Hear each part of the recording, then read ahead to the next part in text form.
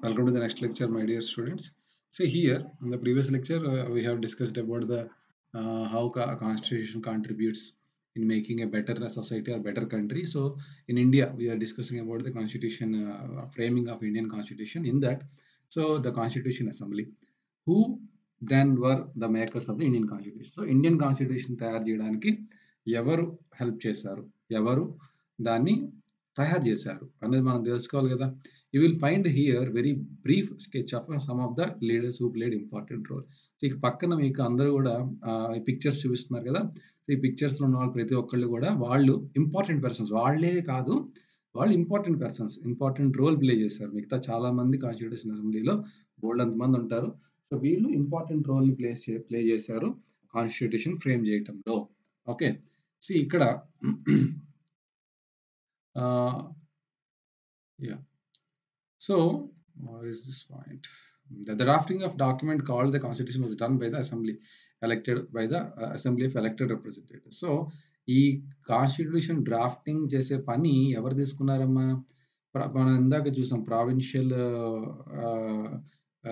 ప్రావిన్సెస్లో elections conduct చేశారు. So అక్కడ కొంతమంది ఎలక్ట్ అయ్యారు అని అనుకున్న అందులో కొంతమంది ఇండియన్స్ కూడా ఉంటారు. The drafting of document called constitution was done by an assembly of elected representatives. So ఇక్కడ ఒక కాన్స్టిట్యూషన్ అసెంబ్లీని తయారు చేసుకున్నారు మనం ఇండియన్సే. ఒక కాన్స్టిట్యూషనల్ అసెంబ్లీ అనే ఒక అసెంబ్లీని, దానికి కొంతమంది పీపుల్ని ఎలక్ట్ చేసుకుని, ఓకే, పీపుల్ని ఎవరు ఎలక్ట్ చేసుకున్నారు? ప్రజలు ఎలక్టెడ్ పీపుల్ ద్వారా, ఎలక్టెడ్ రిప్రజెంటేటివ్స్ ద్వారా ఈ పనిని చేశారు. ఓకే, ఎలాగైతే ఎలక్షన్స్ బ్రిటిష్ వాళ్ళు కండక్ట్ చేస్తారో అదే రకంగా మన వాళ్ళు కూడా ఎలక్షన్స్ కండక్ట్ చేసుకుని కాన్స్టిట్యూషనల్ అసెంబ్లీ అనే ఒక అసెంబ్లీని తయారు చేసుకుని ఆ అసెంబ్లీ, ఆ group of people will prepare the constitution. Okay, so elections to the constitution assembly was held in July 1940. Elections ఎప్పుడు జరిగాయి? మన ఇండిపెండెన్స్ రాకముందే. మీకు నిన్న చెప్పాను, అదే ప్రీవియస్ ఫస్ట్ క్లాస్లో చెప్పా. 1946లో మొదలు చేస్తే 1949లో ఎండ్ అయింది మన యొక్క కాన్స్టిట్యూషన్ రాయటము. సో 46లో before independence only constitution assembly was formed and it was the members of the Constitutional Assembly were elected by the people of India. Okay, it was the first meeting held in December 1946లో వీళ్ళు first meeting పెట్టుకున్నారు. December 1946. ఇవన్నీ dates చాలా చాలా చాలా చాలా చాలా చాలా important, గుర్తుపెట్టుకోండి. December 1946లో వీళ్ళు ఫస్ట్ మీటింగ్ని కండక్ట్ చేసుకున్నారు. Soon after the country was divided into India and Pakistan. అయితే ఇక్కడ అప్పటికి ఇండియా పాకిస్తాన్ పార్టీషన్ అవ్వలేదు కాబట్టి కాన్స్టిట్యూషన్ అసెంబ్లీలో పాకిస్తానీస్ కూడా ఉంటారు. కాన్స్టిట్యూషన్ అసెంబ్లీలో ముస్లిం లీగ్ పీపుల్ కూడా ఉంటారు. కానీ పార్టీషన్ అయిపోయింది కాబట్టి కాన్స్టిట్యూషన్ అసెంబ్లీ కూడా రెండు ముక్కలుగా విడిపోయింది. ఇండియాది ఇండియాకి వచ్చింది, పాకిస్తాన్కి వెళ్ళిపోయింది.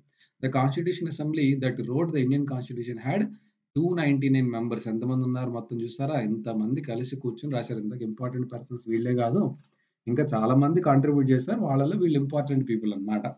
Okay, so the assembly adapted the constitution on 26th November. మన వాళ్ళు అప్పటికి పూర్తి చేసేసారు.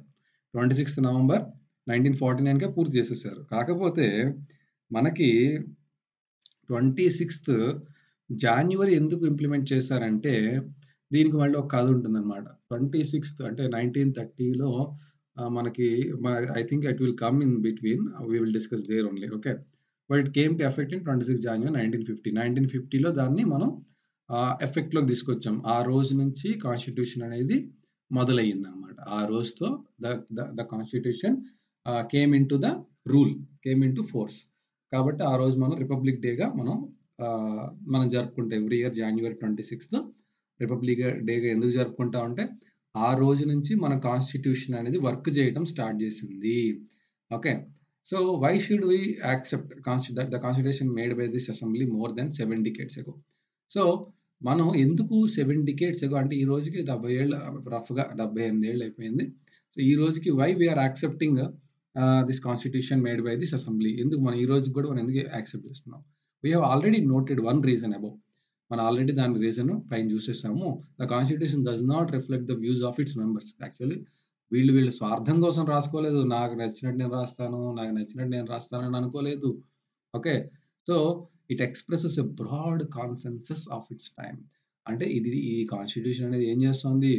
ప్రతి ఒక్క సిటిజన్ యొక్క ఆస్పిరేషన్స్, వాళ్ళ యొక్క కోరికలు, వాళ్ళ యొక్క అవసరాలకు ఆలోచనలో పెట్టుకొని రాసినటువంటి constitution. Many countries of the world had to rewrite their constitution afresh because of the basic rules are not acceptable.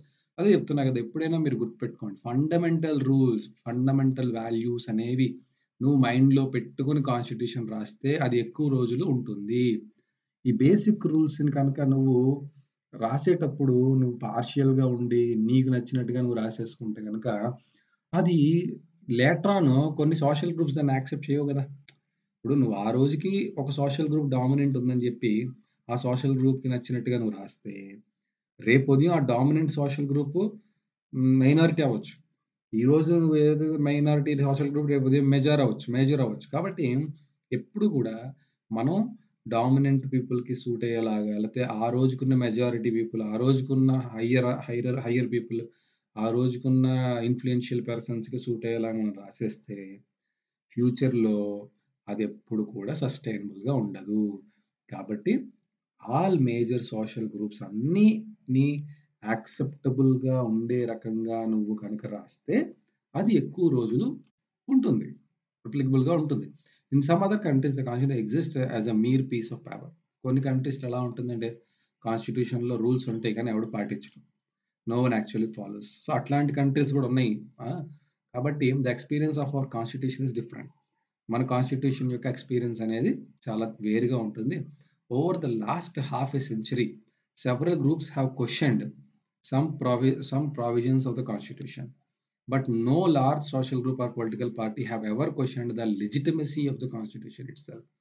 So చాలా మంది కాన్స్టిట్యూషన్లో ఏవో కొన్ని పాయింట్ల గురించి అయితే ఫైట్ చేశారు తప్ప అసలు రాజ్యాంగమే తప్పు, కాన్స్టిట్యూషన్లో లెజిటిమసీ లేదు, ఒక ఏమంటారు దాన్ని, ఈక్వాలిటీ లేదు అనేది ఈ రోజు ఎవరు కూడా ఇప్పటిదాకా ఇండియన్ కాన్స్టిట్యూషన్ని క్రిటిసైజ్ చేసిన వారు లేరు. ఏదో ఒక పాయింటో 2 పాయింట్లో అది తప్పు ఉంది, ఆ ఆర్టికల్ మాకు కరెక్ట్గా అనిపించట్లేదు, ఏదో చిన్న ఉన్నాయి తప్ప బట్ మేజర్గా overall constitution it self nobody have questioned the legitimacy of the constitution so far. Okay, this is an unusual achievement for any constitution. అంటే ఇంత పెద్ద కంట్రీ, ఇన్ని కోట్ల పాపులేషన్, ఇన్ని రకాల సోషల్ గ్రూప్స్ ఉన్నప్పటికీ కూడా సో కాన్స్టిట్యూషన్ అనే దాన్ని అందరూ యాక్సెప్ట్ చేయడం అనేది ఒక గొప్ప అచీవ్మెంట్. కాన్స్టిట్యూషన్ రాసిన వాళ్ళందరికీ కూడా అది ఒక గొప్ప అచీవ్మెంట్. వాళ్ళందరూ చనిపోయారు, ఎవరు నాకు తెలిసి ఉండరు. కానీ వాళ్ళు చనిపోయిన తర్వాత కూడా ఇప్పటికీ వాళ్ళని తలుచుకుంటున్నాం అంటే ఆ రోజు వాళ్ళు ఇంత ఫోర్కాస్ట్ చేసి ఆలోచన చేసి రాసినటువంటి కాన్స్టిట్యూషన్ వల్ల. The second reason for accepting constitution is that the constitution represented people of India. So constitution ఎందుకు ఇంత బాగా సక్సెస్ఫుల్గా ఉంది అంటే రాసిన వాళ్ళు ఇండియన్స్ కాబట్టి. సో అదే బ్రిటిషర్స్ వచ్చి కూర్చొని ఇండియా కాన్స్టిట్యూషన్ రాస్తే అది కూడా జరిగిందండి. వాళ్ళు ఏమన్నారంటే బ్రిటిషర్స్, మీరు ఇండియన్స్, మీకేం తెలీదు, మీరు స్లేవ్స్, మీరు ఎలా సొంతంగా రాజ్యాంగం రాసుకుంటారు, మేము రాసిస్తాము దాన్ని వాడుకోండి అని చెప్పి కూడా బ్రిటిషర్స్ ఇండియన్స్ని క్రిటిసైజ్ చేసిన రోజులు ఉన్నాయి. So we have taken it as a challenge. ఆ టైంలో కాన్స్టిట్యూషన్ రాస్తున్నప్పుడు కూడా అప్పుడున్న పేపర్స్ కూడా క్రిటిసైజ్ చేసేవి. ఇండియన్ కాన్స్టిట్యూషన్ రాయడానికి సంవత్సరాలు పడుతుంది, వీళ్ళు అసలు కాన్స్టిట్యూషన్ రాసుకోగలరా, ఓకే, ఆ రకంగా చాలా క్రిటిసైజేషన్ కూడా చేసేవారు అనమాట మన ఇండియన్స్ని.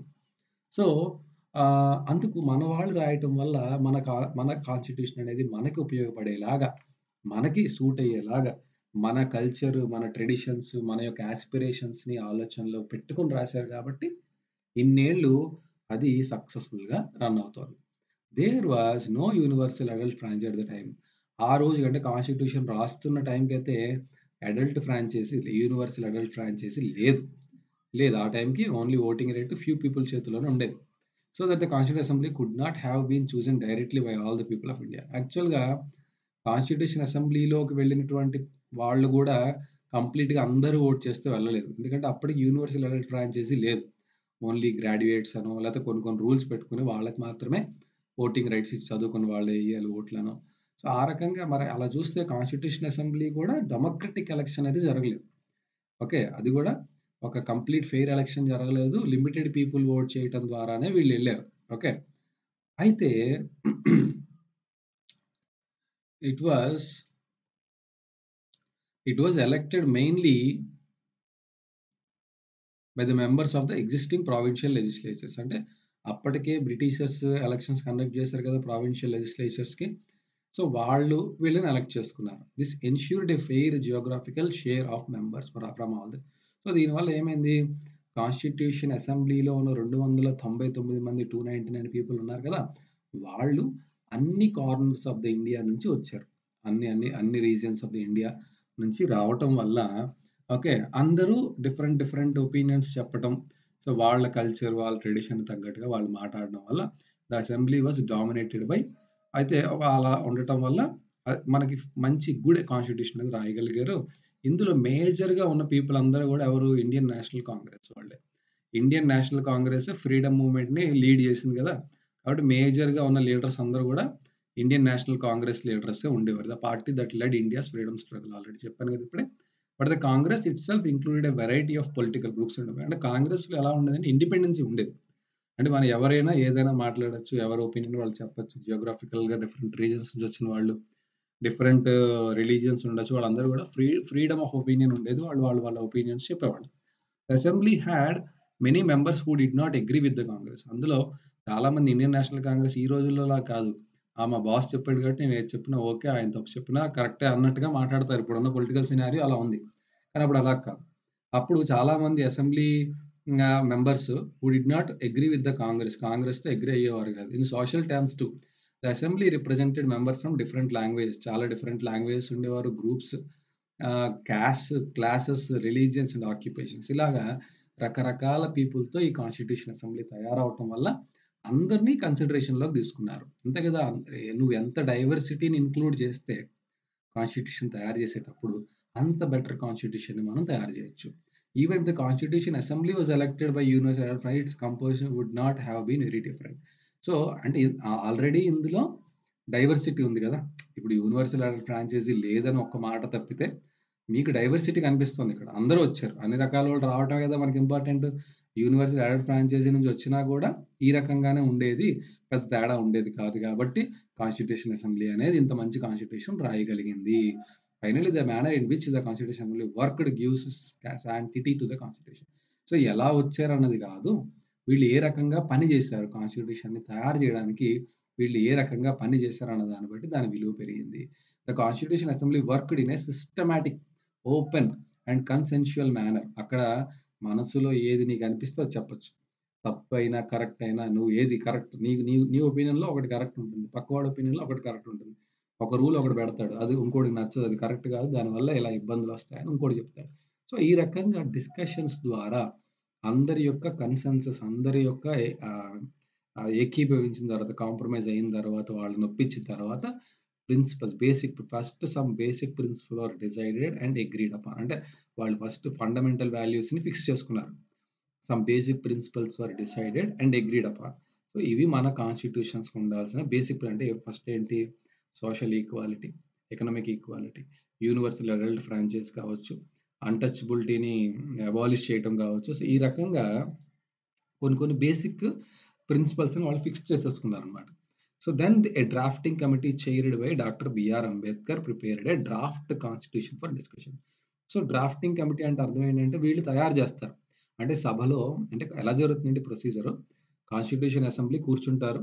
అందరూ ఒక పాయింట్ మీద మాట్లాడతారు. ఈరోజు మనం మాట్లాడుకోబోయే పాయింట్ ఫ్రాంచైజీ గురించి. అంటే ఫ్రాంచైజీ అంటే ఏంటి? Voting right. అప్పుడు ఒక లీడర్ లేస్తాడనుకుందాం. ఆయన లేచి అందరికీ ఓటింగ్ రైట్ ఇవ్వకూడదు. ఫ్రెంచ్ ఫ్రాన్స్ టైప్‌లో మనం ఓన్లీ ప్రాపర్టీ ఉన్న వాళ్ళకే ఓటింగ్ రైట్ ఇవ్వాలని ఒకడు చెప్పాడనుకుందాం. ఇంకొక లీడర్ లేస్తాడు. అదేంటిది ప్రాపర్టీ ఉన్న వాళ్ళకి ఇవ్వడం ఏంటి? ఇంటెలెక్చువల్స్ అందరికీ ఇవ్వాలి. అటు చదువుకున్న వాళ్ళందరికీ కూడా ఓటింగ్ రైట్ ఇవ్వాలని ఇంకోటి చెప్తాడనుకుందాం. అప్పుడు ఇంకొక ఆయన లేస్తారు. అంబేద్కర్ గారు లేచారు. లేచి అట్లా కుదరదు. చదువున్నా, చదువు రాకపోయినా ప్రతి ఒక్కడు సిటిజన్ ఆఫ్ ఇండియాకి మనం ఒక ఓటింగ్ రైట్ అయితే ఇవ్వాలి. 1 ఓట్ అయితే ఇవ్వాలని చెప్పి అంబేద్కర్ చెప్పారు. చెప్పారు యాక్చువల్‌గా ఆయనైతే చెప్పారు. అది కాన్స్టిట్యూషన్ అసెంబ్లీలో. సో, ఇప్పుడు అందరూ దాని మీద డిస్కషన్ చేస్తారు. ఎవరు correct? Okay. Universal adult franchise correct. Ambedkar గారు చెప్పిందే కరెక్ట్. సో, దాన్నే మనం ఫిక్స్ చేద్దాం. ఆ రకంగా ఒక పాయింట్ ఫిక్స్‌డ్. ఈ రకంగా వాళ్ళు ఉదయం నుంచి కలిసి ఆళ్ళు అసెంబ్లీ మీట్ అయిన దగ్గర నుంచి వాళ్ళు ఒక్కొక్క పాయింట్ మీద డెలిబరేట్ డిస్కషన్స్ చేసుకొని, మంచి డెసిషన్ ఏదో దాన్ని ఫైనలైజ్ చేసుకొని, అది వాళ్ళు ఫిక్స్ చేసుకుంటారు. దాన్ని ఈయన డ్రాఫ్టింగ్ కమిటీ అంటే అర్థం ఏంటంటే, వీళ్ళు దాన్ని ఒక పుస్తకం రూపంలో వీళ్ళు తయారు చేస్తారు. డ్రాఫ్టింగ్ కమిటీ ఏం చేస్తారు, వీ పాయింట్స్ అన్ని ఫిక్స్ అయ్యాయి కదా, ఓకే, ఒక పాయింట్ ఫిక్స్ అయిపోయింది, దీన్ని మనం బుక్లో ఎక్కించుకోవాలి. ఆ రకంగా ఈ డ్రాఫ్టింగ్ కమిటీ ఒక మొత్తం డెసిషన్స్ అన్నిటినీ కూడా వీళ్ళు ఒక బుక్లో రాస్తారు. సో ఇలా డిస్కషన్ జరిగిన తర్వాత వచ్చిన అంటే మళ్ళీ డ్రాఫ్ట్ కాన్స్టిట్యూషన్ మీద కూడా క్లాజ్ బై క్లాజ్ ప్రతి రూల్ ఓకే డిస్కస్ చేస్తూ మళ్ళీ దాని బాలేదు మార్చండి అని చెప్పి more then 2000 amendments were made. అంత అంటే మీరు ఆలోచించండి, ఎంత కష్టపడ్డారు వాళ్ళు ఇండియన్ కాన్స్టిట్యూషన్ తయారు చేయడానికి. మీరు నిజంగా వీళ్ళకి ఎన్ని సెల్యూట్స్ కొట్టినా మనం ఎంత రుణపడి ఉన్నాం అంటే వీళ్ళందరికీ. ఎందుకంటే సో వీళ్ళు ఇంత కష్టపడి దేశానికి సేవ చేశారు. వీళ్ళందరూ కూడా ఇంత కష్టపడి అంటే ఈ రోజుకి దేశం మీద ఎంతో ప్రేమ ఉంది కాబట్టి వీళ్ళంత కష్టపడి so more then 2000 amendments were considered. The members deliberated for 114 days spread over 3 years. అంటే 114 రోజులు కలిశారు.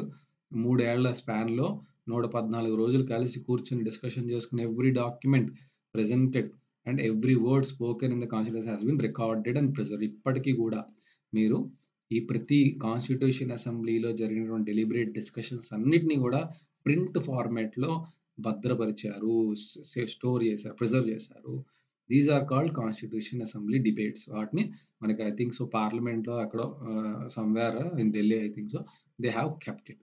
దాన్ని కాన్స్టిట్యూషన్ అసెంబ్లీ డిబేట్స్. ఎప్పుడైనా కూడా కాన్స్టిట్యూషన్ మీద ఎటువంటి లైక్ కాంట్రడిక్టరీ స్టేట్మెంట్స్ వచ్చినప్పుడు కాన్స్టిట్యూషన్ అసెంబ్లీ డిబేట్స్ ద్వారా కాన్స్టిట్యూషన్ని ఇంటర్ప్రెట్ చేస్తారు.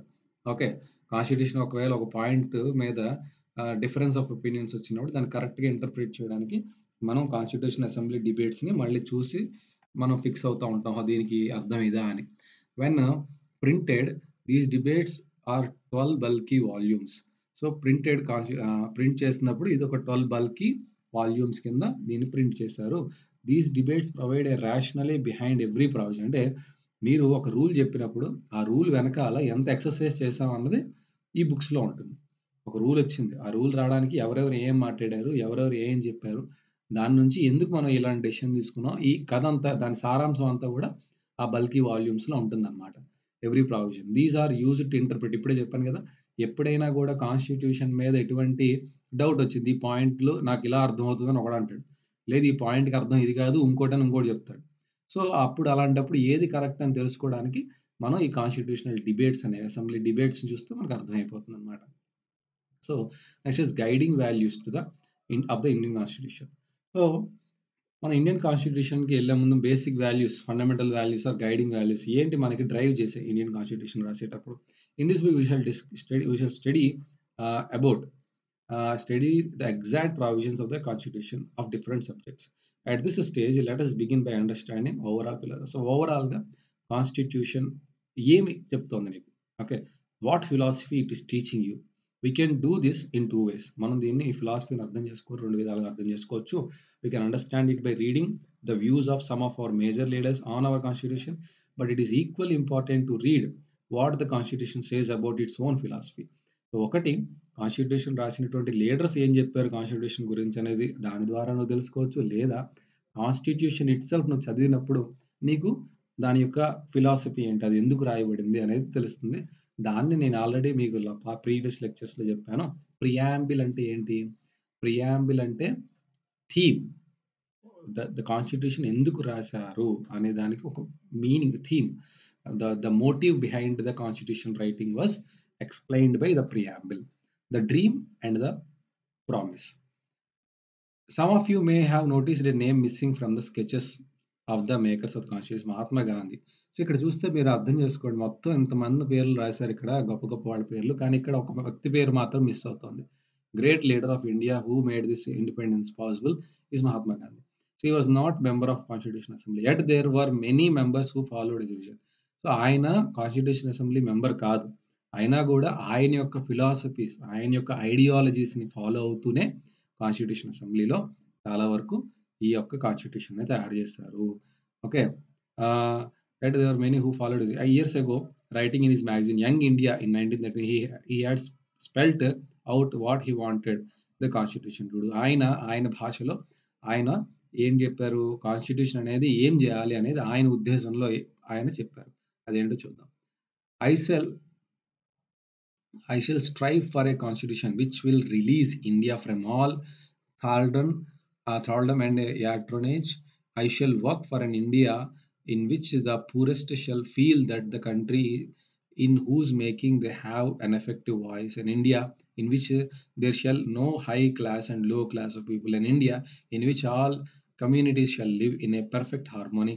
There can be no room in such an India for the curse of untouchability or the curse of intoxicating drinks or drugs. Women will enjoy the same rights as men. I will be satisfied with nothing else. చూసారా ఎంత గొప్పగా ఆయన India గురించి ఆలోచించారో. ఆయన ఏమంటున్నారు, poor and rich అనే తేడా ఉండకూడదు, హై క్లాస్ లో క్లాస్ ఉండకూడదు, ఫస్ట్ పాయింట్. 2, అందరికీ సేమ్ ఎఫెక్టివ్ వాయిస్ ఉండాలి, అందరూ కూడా సమానంగా వాళ్ళ వాళ్ళ యొక్క వాయిస్ని చెప్పగలిగే రైట్ ఉండాలి. ఆల్ కమ్యూనిటీస్ పర్ఫెక్ట్ హార్మోనీ, అందరూ ప్రేమ అనురాగాలతో హిందువా ముస్లిమా క్రిస్టియనా అలా కాకుండా అందరూ కూడా పర్ఫెక్ట్ హార్మోనీలో బతకాలి. అండ్ అన్టచబిలిటీ ఉండకూడదు, ఎవరు అందరం సమానమే, అందరం మనుషులమే, అన్టచబిలిటీ ఉండకూడదు. మందు, సిగరెట్, డ్రగ్స్ ఇవి అస్సలు సొసైటీలో ఉండకూడదు, చాలా ఇంటాక్సికేటింగ్, సొసైటీని తప్పుదోవ పట్టిస్తాయి.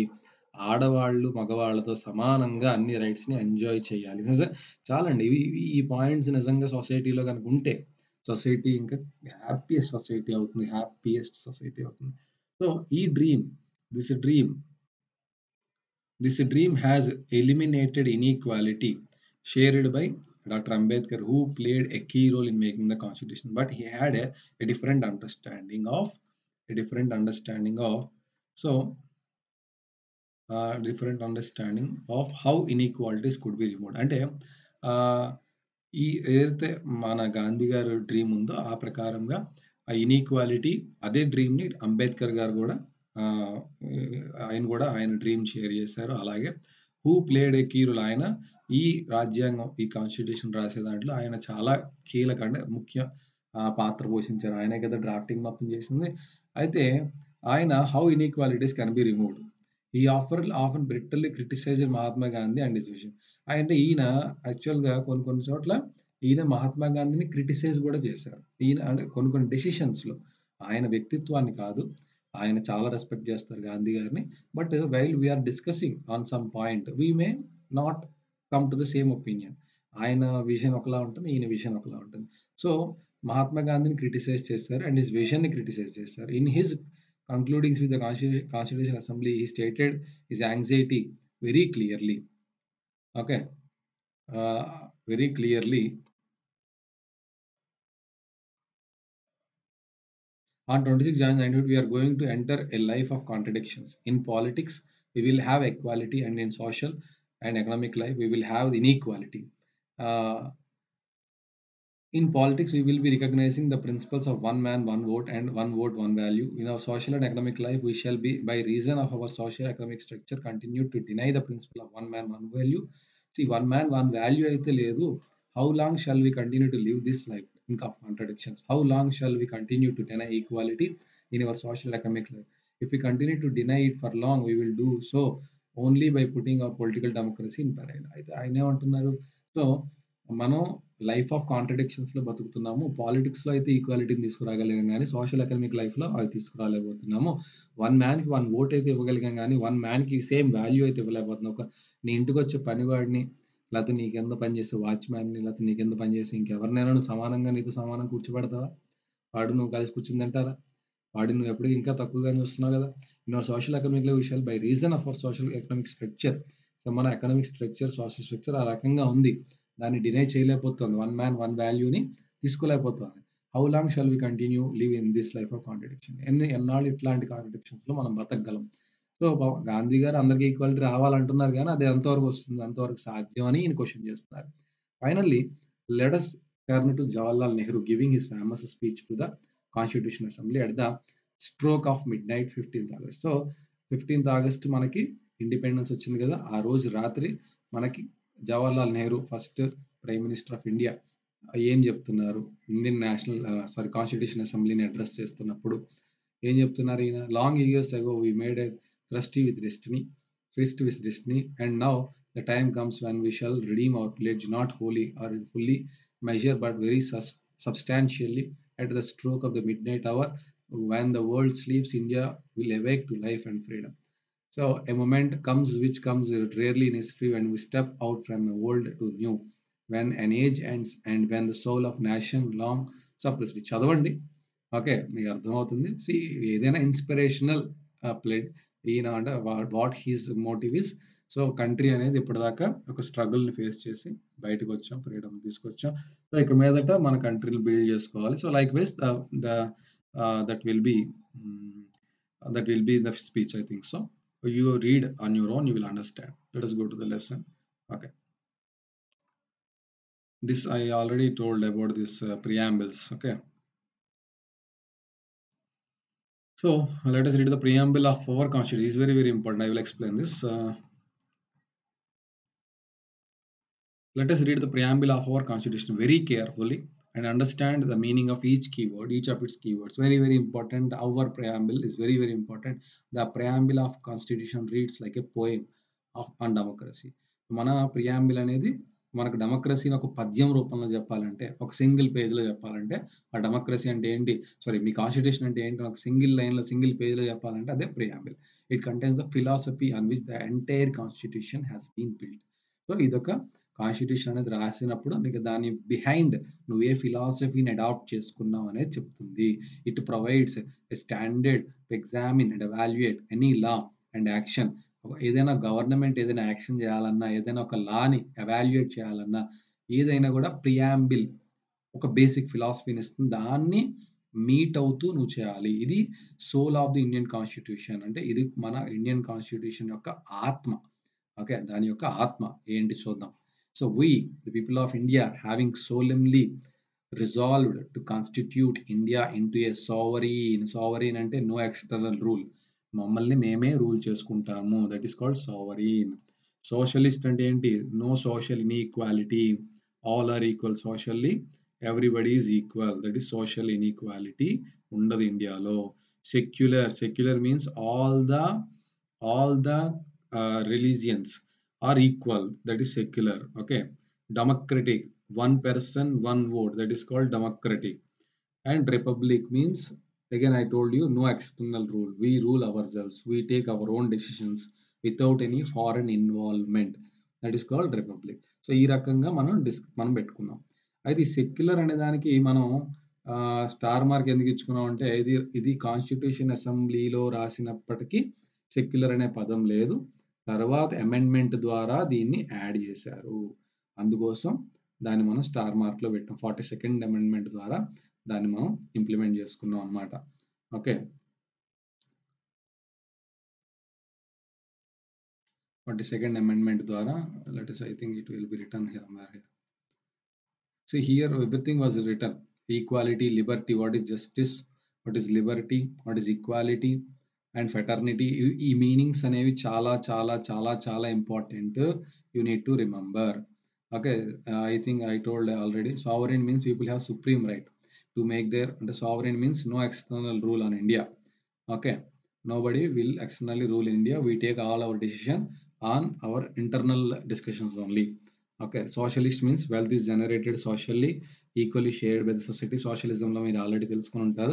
సో సోషల్ ఎకనామిక్ ఇన్ఈక్వాలిటీస్ని పోగొట్టడానికి మనం సోషలిస్ట్ పెట్టాం. సెక్యులర్ అంటే freedom of follow any religion, మీరు ఏ రిలీజియన్ అయినా ఫాలో అవ్వచ్చు. ఇండియాకి అఫీషియల్గా ఎటువంటి రిలీజియన్ లేదు, అన్ని రిలీజియన్ బిలీఫ్స్ని అన్నిటినీ ఈక్వల్గా మనం రెస్పెక్ట్ చేయాలి. డెమోక్రటిక్ అంటే ఏంటి, equal political rights, elected the rulers, అది one person one vote, that is simply democratic. Okay, the government run according to the some basic rules, constitution దాటి పనిచేయడానికి అవ్వదు. రిపబ్లిక్ అంటే the head of the state is an elected person and not a hereditary position. Republic అంటే మనకి elect అయినటువంటి member అనే ఆయన elected member అవుతాడు తప్ప ఎవరో తండ్రి కొడుకనో లేకపోతే వాడికి తాతకి మనవడనో ఆయన పెట్టాం. Justice, citizen cannot be discriminated on the grounds of caste, religion, gender. అందరికి equal rule is equal, law should be equal to everybody. Okay, everybody should be equal in the eyes of law, that is justice. Liberty means there is no unreasonable restrictions on the citizen. మనకి ఊరికే restrictions పెట్టకూడదు, ఏదైనా అవసరం అయితే తప్ప. Okay, equality, all are equal before law. Okay, traditional social inequalities అన్నీ కూడా అందరికీ కూడా ఒకేలా ఉండాలి, సోషల్ ఇన్ఈక్వాలిటీస్ అనేవి ఉండకూడదు. Okay. Fraternity means all of us behave as if we are members of the same family. Harmony ఉండాలి ఒకళ్ళకి మధ్యలో. సో ఇవి బేసిక్ వాల్యూస్. వీటిని మిస్ కాకుండా మనం ఏదైనా చేయొచ్చు. Okay. So the term socialist అని చెప్పా కదా ఇందాక. The terms socialist and secular were added in the preamble through 42nd constitutional amendment in 1976. Indira Gandhi గారి టైంలో మనం ఈ సోషలిస్ట్, సెక్యులర్ ఈ 2 పదాలని కూడా యాడ్ చేసాం. అది అప్పటికి లేదు. ఇండియన్ కాన్స్టిట్యూషన్ రాసేటప్పటికి సోషలిస్ట్ అండ్ సెక్యులర్ లేదు. తర్వాత యాడ్ చేయబడ్డాయి. Okay. So next I think this is the last page I think so. Yeah, institutional design. So institutional design, a constitution is not merely a statement of values and philosophy. As we noted above, the constitution is mainly about embodying these values into institutional arrangement. ఇప్పుడు కాన్స్టిట్యూషన్లో rules పెట్టేసుకున్నాం, బాగుంది. Implementation జరగాలి కదా. Implement ఎవడు చేస్తాడు? దానికి institutional arrangement కావాలి. Okay. So most of the document called constitution is all about arrangements. ఇవన్నీ కూడా అరేంజ్మెంట్స్ అంటే ఎవరు ఎప్పుడు ఏ పని ఎలాగా చేయాలి, ఎవరికి దానికి రైట్ ఉంటుంది. It's a very long and detailed document. Therefore it needs to be amended quite regularly. So దీన్ని ఇప్పుడు ఒక పెద్ద డాక్యుమెంట్ నువ్వు రాసావు, అందులో ప్రతిదీ యాక్సెప్టబుల్గా ఉండకపోవచ్చు. ఆ రోజుకి యాక్సెప్టబుల్గా ఉండొచ్చు, ఫ్యూచర్ డేస్లో యాక్సెప్టబుల్ కాకపోవచ్చు. కాబట్టి దీన్ని ఎప్పటికప్పుడు మనం చూస్తూ అప్డేట్ చేస్తూ ఉండాలి. Those who crafted the Indian constitution felt that it has to be according with the people's aspect. ఎప్పుడు కూడా కాన్స్టిట్యూషన్ ఫ్రెష్గా ఉండాలి. ఫ్రెష్గా ఎప్పుడు ఉంటుంది? నువ్వు దాన్ని ఎప్పటికప్పుడు అప్డేట్ చేస్తావు. ఇప్పుడు నువ్వు ఇల్లు ఉంది, ఇంట్లో ఫర్నిచర్ కొంటావు, కొన్నాళ్ళు వాడతావు, తర్వాత అవుట్డేట్ అయిపోద్ది. ఇంకోటి ఏదో కొంటావు, ఏదో మొబైల్ వాడతావు, అది అవుట్డేట్ అయిపోతుంది. ఇంకో ఫోన్ కొంటావు. నువ్వు లేదు నేను ఈ ఫోన్ కొన్నాను, నువ్వు ఇదే జీవితాంతం వాడాలంటే ఎవడైనా వాడగలడు. అలాగే నేను ఇప్పుడు ఈ రూల్ పెడతాను, ఇదే మీరు లైఫ్ లాంగ్ నచ్చినా నచ్చకపోయినా పాటించాలి అంటే అది కూడా కష్టం కదా. కాబట్టి సో వాటిని అప్పుడున్న ప్రజల యాస్పిరేషన్స్ తగ్గట్టుగా మార్చుకునే సౌలభ్యం కూడా కల్పించాలి, without changing the basic values. మళ్ళీ అగైన్ ఐఎమ్ రిపీటింగ్, నువ్వు ఏదైనా మార్చు కానీ బేసిక్ వాల్యూస్ని మిస్ కాకూడదు అందులో. Okay. They did not see it as a sacred, static and unalterable law. వీళ్ళు ఏంటి, అదొక భగవంతుడు. ఇప్పుడు వేదాలు ఉన్నాయమ్మా, వేదాలు ఎవరు మార్చడానికి అవ్వదు, ఎందుకంటే సాక్రెడ్. భగవద్గీత ఎవరు మార్చడానికి అవ్వదు, అది సాక్రెడ్. అలా కాదు ఇది, ఇది మనం ఎప్పుడైనా మార్చుకోవచ్చు. So they made provisions to incorporate changes. ఏమైనా చేంజెస్ కావాలంటే చేసుకోవచ్చు. These changes are called constitutional amendments. వాటిని వీళ్ళు ఏమంటున్నారు? అమెండ్మెంట్స్, కాన్స్టిట్యూషనల్ అమెండ్మెంట్స్ అంటున్నారు. The constitution describes the institutional arrangement in very legal language. So ఈ ఏవైతే అమెండ్మెంట్స్ చేయాలి అంటే ఒక ఎవరు చేస్తారు, ఎలా చేస్తారు, దానికి ఒక అరేంజ్మెంట్, ఇన్స్టిట్యూషనల్ అరేంజ్మెంట్, ఒక పార్లమెంట్, ఒక అసెంబ్లీ. ఓకే. దానిలో ఎవరు ఉండాలి, వాళ్ళు ఎలా రావాలి, వాళ్ళు ఎట్లాగా పనిచేయాలి, ఒక అమెండ్మెంట్ చేయాలంటే ఏ విధంగా చేయాలి. These are all called institutional arrangements. If you read the constitution for the first time it can be quite difficult to understand. అంటే అందులో ఎక్కువ లీగల్ టర్మ్స్ ఉంటాయి. మీరు కాన్స్టిట్యూషన్ ఈ ఏజ్లో చదివినా మీకు అర్థం కాదు. అందులో చాలా లీగల్ టర్మ్స్ ఉంటాయి. At the basic institutional design is not very difficult to understand. కాకపోతే బేసిక్ ఇన్స్టిట్యూషనల్ డిజైన్ అనేది ఎవరైనా అర్థం చేసుకోవచ్చు. Like any constitution, the Indian constitution lays down a procedure for choosing a person. ఎలాగైతే వేరే కాన్స్టిట్యూషన్స్ ఎలక్షన్స్ గురించి చెప్పే, అలాగే ఇండియన్ కాన్స్టిట్యూషన్ కూడా ఒక పర్సన్ని నిన్ను గవర్న్ చేయడానికి నువ్వు చూస్ చేసుకునే విధానాన్ని కూడా ఇండియన్ కాన్స్టిట్యూషన్ చెప్పింది. It defines who will have how much power to take which decision. So ఎవరు ఎలాంటి డెసిషన్ తీసుకోగలరు, ఆ డెసిషన్ తీసుకునే పవర్ వాళ్ళకి ఎంత ఉంది అనేది కూడా కాన్స్టిట్యూషన్ డిఫైన్ చేసింది. And it puts limits to what the government can do by providing some rights. So గవర్నమెంట్కి కూడా అది కొన్ని లిమిట్స్ని పెట్టింది. ఓకే. ఆ సిటిజన్స్కి కొన్ని రైట్స్ ఇచ్చింది. ఆ రైట్స్ని లేవు మీకు అని చెప్పే రైట్ గవర్నమెంట్కి కూడా లేదు. ఫండమెంటల్ రైట్స్ అంటారు. అవి సిటిజన్కి ప్రతి ఒక్కరికి ఉంటాయి. అవి మీకు సిటిజన్కి మేము ప్రొవైడ్ చేయము అని చెప్పే రైట్ గవర్నమెంట్కి లేదు. The remaining 3 chapters in this book are about three aspects of working Indian constitution. Next చాప్టర్స్లో మీరు ఇండియన్ కాన్స్టిట్యూషన్లో ఉన్న ఇన్స్టిట్యూషనల్ అరేంజ్మెంట్లో ఇంపార్టెంట్ కాంపోనెంట్స్, ఇంపార్టెంట్ ఆస్పెక్ట్స్ మనం చూడబోతున్నాం. We shall look at some key constitution provisions గురించి చూడబోతున్నాం. ఇంపార్టెంట్ కాన్స్టిట్యూషన్లో ఆర్టికల్స్ ఎన్నో ఉంటాయి, రూల్స్ ఎన్నో ఉంటాయి. అందులో ఇంపార్టెంట్ రూల్స్ ఏంటనే మనం చూడబోతున్నాం. How they work in democratic politics, అవి ఎలా పనిచేస్తే చూడబోతున్నాం. But this text book will not cover all the salient. అంటే ఈ మీకున్న 9th క్లాస్కి అన్ని కవర్ చేయడానికి అవ్వవు కాబట్టి కొన్ని ఇన్స్టిట్యూషనల్ డిజైన్ బ్రీఫ్గా మనం చూడబోతున్నాము. ఓకే. కొన్ని మీరు నెక్స్ట్ ఇయర్ 10th క్లాస్‌లో you will discuss. So these are the important terms in this lesson. I hope you have enjoyed the session. If you enjoyed the session, just like the video and subscribe to our channel and share it with your friends also. Thank you so much, Tanmay Tuition Center in Visakhapatnam.